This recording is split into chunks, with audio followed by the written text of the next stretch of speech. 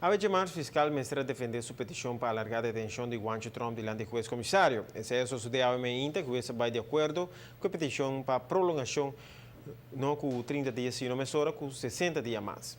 Está acusado de delito de ontuchthandeling met minderjarigen. Com a decisão de AWE, want Trump passa de estar em bewaring para estar em gevangenhouding. A detenção want Trump de 3 de abril e 21 de abril, último, o juiz-comissário prolongar sua detenção com 8 dias mais e AWE com 60 dias mais. Está encarcelado aqui desde março com semana pendente caso penal em sua contra.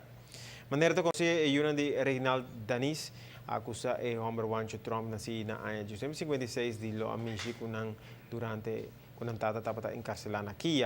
E estava caminhando com seu caminho legal agora para por baixar a justiça para sua considerando como vítima de abuso sexual.